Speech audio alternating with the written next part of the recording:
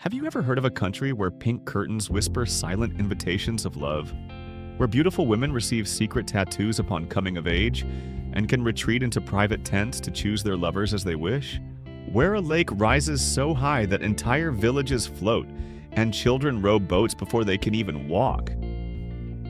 This is Cambodia, a place where ancient temples hold cosmic power and weddings are blessed with scissors. Are you ready? But first, let me know where you're watching this video from in the comments below. Nestled quietly between Thailand, Laos, and Vietnam, Cambodia isn't just a country, it's a cultural crossroads. At just over 181,000 square kilometers, this land breathes history with every sunrise over Angkor Wat, a temple so vast, so intricate. Angkor Wat, the crown jewel of Khmer civilization, isn't just a tourist stop, it's Cambodia's soul. So revered it's the only national flag in the world to feature a building. Today, around 17 million people call Cambodia home, most of them Khmer, alongside vibrant communities of Chinese, Cham, Vietnamese, and other ethnic minorities. Cambodia's heartbeat follows the rhythm of the monsoon. From May to October, rain doesn't just fall, it nourishes. Fields flood, rice grows like wild, and the nation quietly becomes one of Southeast Asia's top rice exporters. And while the official language is Khmer, walk through Phnom Penh or Siem Reap, and you'll hear more and more English, especially where curious travelers meet Cambodia's famously warm locals. Stick around, because what comes next will make you rethink everything you thought you knew about love, tradition, and quiet signals that carry centuries of meaning. In rural areas where the pace of life is slower and courtship still carries deep meaning, families use pink curtains as a subtle invitation. It signals not just availability but values, modesty, family honor, and emotional depth. It's a message that says, come with respect or don't come at all. Now let's talk about Cambodian women. Many have a calm grace about them, sun-kissed skin, petite elegance, soft-spoken charm. But behind that quiet demeanor is strength. They may not talk much, but when they love deeply. In cities like Phnom Penh, many women work in hospitality, tourism, or global companies, offering a blend of tradition and modern poise. Their manners are refined, their conversations warm, and they often admire foreign men for their emotional openness and equality in relationships. In fact, 3,000 to 4,000 international marriages take place in Cambodia each year, according to recent cultural exchange studies. That number keeps growing as men from America, France, Japan, and South Korea look not just for beauty, but for kindness and commitment. And Cambodian women. Many see Western men as more respectful, thoughtful, and loyal in love. Have you ever come across pink curtains in Cambodia? If you have, comment with the number 3 and we'll reveal how you can spark a romantic connection with women in this country.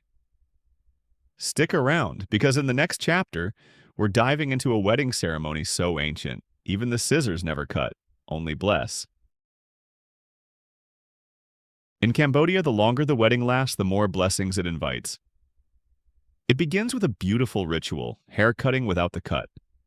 The bride and groom sit before an altar honoring their ancestors. Dressed family members, known as living angels, gently tap scissors near the couple's hair. The gesture is farewell to the past and a welcome to a pure new chapter as husband and wife. The bride doesn't wear just one dress. She steps into 3 to 5 traditional Khmer outfits, each with its own color, hairstyle, and full set of jewelry. With every step, she echoes the divine beauty of the Apsara, the celestial dancers carved into the walls of Angkor Wat. During the red thread tying ritual, elders one by one wrap sacred red threads around the couple's wrists. Each string carries a blessing, a wish, or sometimes even a playful warning like. And then, when midnight strikes, the couple must pretend to wake up, light a lamp, and open the door. This symbolic act invites lifelong fortune into their home. In the next chapter, we venture into the forests of Ratnakri, where one tribe has redefined freedom in relationships in the most unexpected way. Welcome to Cambodia, where the cost of living is just affordable. In the heart of the capital, Phnom Penh, you can rent a modern one-bedroom apartment in the city center for between $300 to $500 a month. Move out to the suburbs that drops to as low as $150. Utilities like electricity, water, and high-speed internet cost between $50 to $75 monthly. Add $25 to $50 for the internet. Want to get around? Tuk-tuk rides are rarely more than a couple bucks. Or you can rent a scooter for under $100 a month. You can eat out for $3 to $5 a meal. Local stalls serve flavorful dishes, hot soups, fried noodles, grilled meats, all bursting with spice and personality. Prefer to cook? A modest grocery budget of $100 to $150 a month will do. In total, your monthly expenses can stay between $500 to $700 if you live in the suburbs, or up to $1,200 for a more upscale life in the city. Compared to the cost of living in New York, Tokyo, or Paris, Cambodia isn't just cheap, it's smart. Have you considered visiting or settling in this country? If so, comment with the number 1, and we'll share more interesting things about Cambodia with you. But don't let the price tag fool you. Life here comes with rooftop bars, riverside cafes, and a rhythm that never feels rushed. In the mist-covered mountains of Ratanakiri province lives the Krung tribe, a community with one of the most unique marriage customs in all of Asia. Here, when a young girl reaches the age to explore relationships, her parents built her a small, private love hut just outside the family home. In that space, she's free to invite boys she's interested in, talk with them, share stories, and decide. And she may meet more than one suitor over time. Weddings in this tribe are simple. No grand spectacle, no expensive ceremony. But what they lack in luxury, they make up for in meaning. Because when a Krung couple marries, it's because both hearts agree, freely and fully. The result? One of the lowest breakup rates in the region. In the next chapter, discover the secret tattoos worn by Cambodia's most admired women, and the ancient ritual that decides who receives them and why. But first, take 5 seconds to hit the subscribe button and turn on the notification bell so you never miss any of our latest and most exciting content. In certain Khmer communities, the most admired women are chosen to bear a secret tattoo, a symbol of inner and outer beauty. These tattoos are tiny. A delicate flower behind the neck, an ancient symbol on the inner wrist, or a thin line behind the ear. From childhood, girls are quietly observed by older women in the community. They're watched not just for their looks, but for how they speak, how they carry themselves, how they show respect, how they work. A girl with true grace, both visible and unseen, may catch the attention of respected elders. When she comes of age, she may be invited to meet a Kru Khmer, a traditional master of spiritual tattooing. They study ancient scripts, Brahmanic symbols, and the spiritual essence behind each mark. The ceremony is deeply sacred. The Kru selects an auspicious date, offers prayers, and chooses a symbol that reflects the woman's character. The tattoo becomes more than art. It becomes a living signature etched with honor, worn with humility. In the next chapter, we reveal why Cambodians store their fortune in gold, and how this glittering habit hides a fascinating story about trust, pride, and survival. In Cambodia, you'll find gold shops everywhere, wedged between food stalls, barber shops, even right next to small pharmacies. Locals from every walk of life buy gold by the gram. Some skip bank accounts altogether. Why? Because gold holds its value. It doesn't vanish in a market crash, and when wrapped around your wrist or neck, it's portable wealth that gleams with pride. During weddings and festivals, you'll see brides layered in gold, necklaces stacked so high. It's a public display of financial strength, a signal to the community this family is secure. Even late at night in Phnom Penh, gold shops stay open. Why? Someone may have just sold a motorbike to buy a bracelet. That's how seriously people treat gold here. Not as jewelry, but as security, tradition, and identity.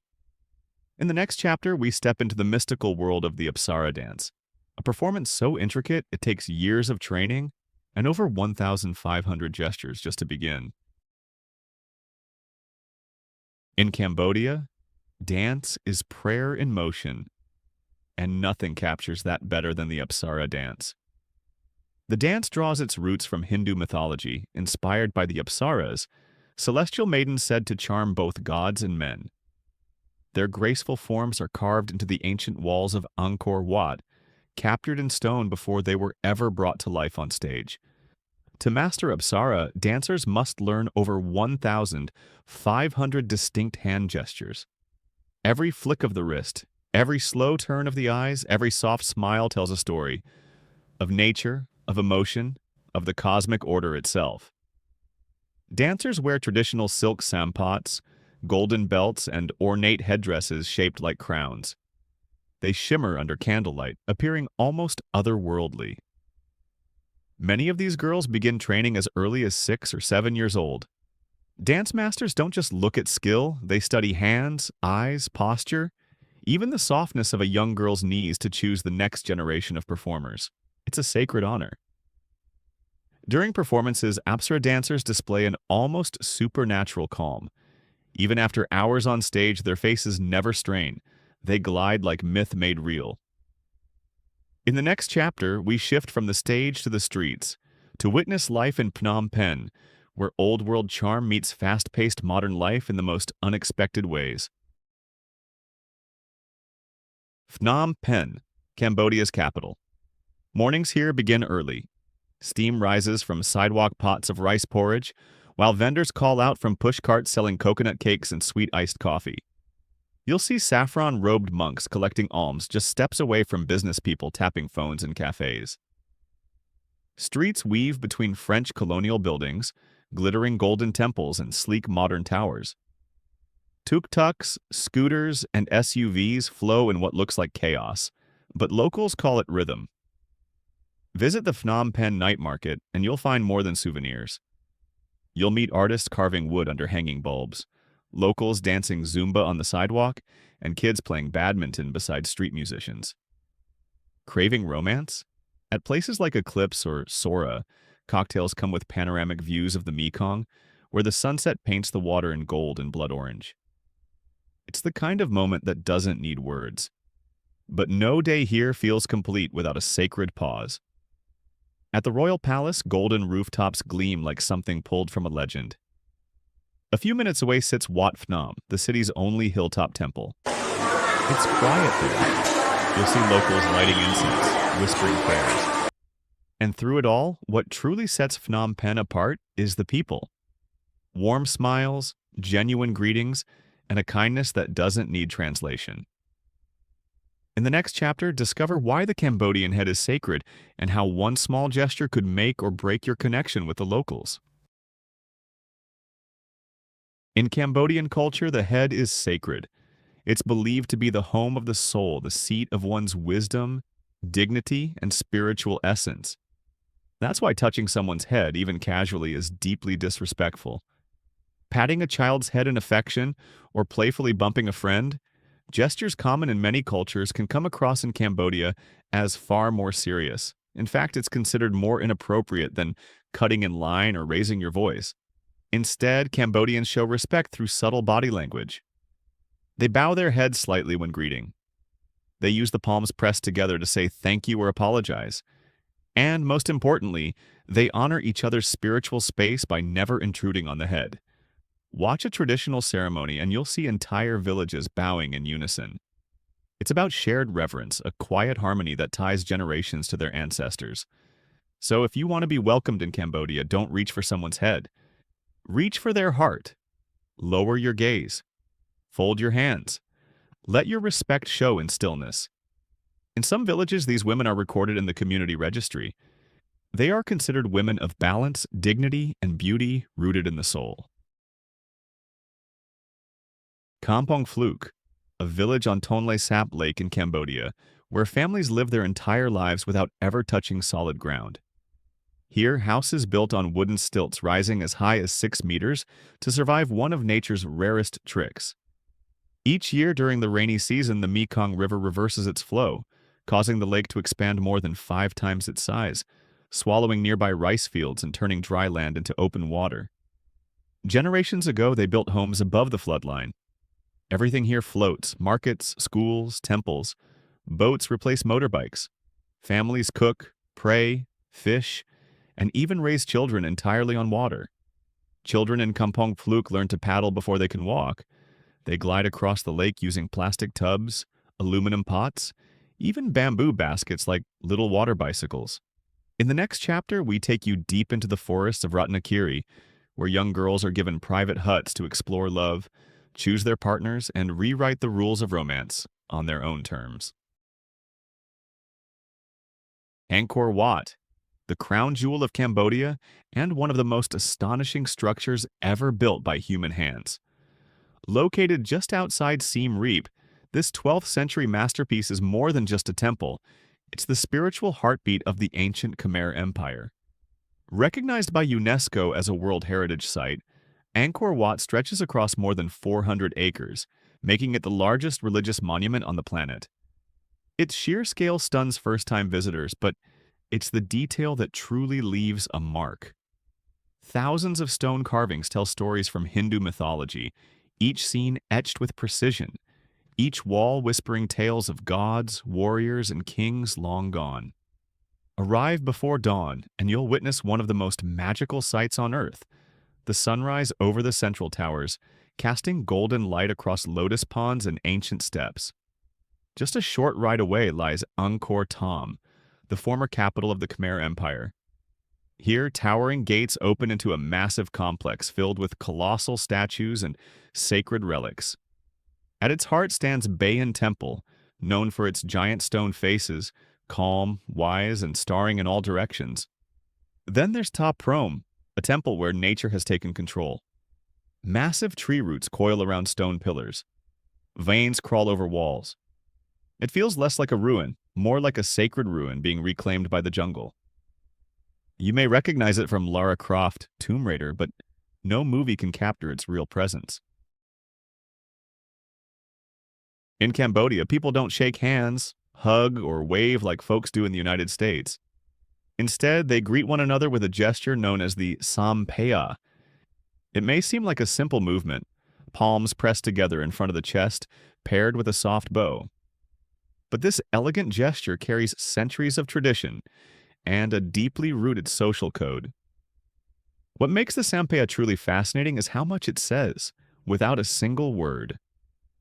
The height of the hands and the depth of the bow reveal who you're speaking to. When greeting a friend or someone your age, your hands rest near your chest. To show respect to someone older, you lift your hands closer to your chin or forehead. And if you're in the presence of a monk or royalty, your hands rise even higher, just above the top of your head. But this gesture isn't only used to say hello. Cambodians also sampaya when they say thank you, apologize, wish someone well, or offer a prayer. So, when a Cambodian bows and greets you with a sampaya, they're offering more than a welcome. They're extending respect, kindness, and peace. It's a beautiful reminder that sometimes the softest gestures speak the loudest. In Cambodia, tasting local cuisine isn't just about eating, it's a journey. As you weave through narrow alleyways and neon-lit markets, you'll hear how family recipes have been passed down for generations, and how local ingredients are chosen not just for flavor, but for meaning. These are the stalls and carts where locals queue up, where the air is thick with the scent of lemongrass, grilled meats, and fermenting spices. Try a mak, a delicate yet powerful steamed fish dish wrapped in banana leaves, infused with coconut milk and fragrant herbs. It's Cambodia's national pride, a balance of sweet and savory with a whisper of heat. Then there's Bon Chao, Cambodia's crispy pancakes.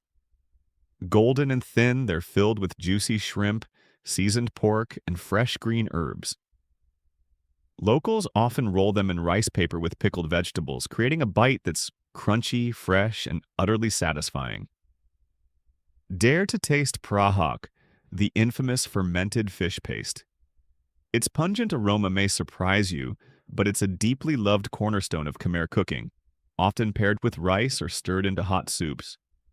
And don't leave without trying Cambodian red curry, a velvety blend of spices and coconut milk that lingers gently on the tongue, warming you from the inside out.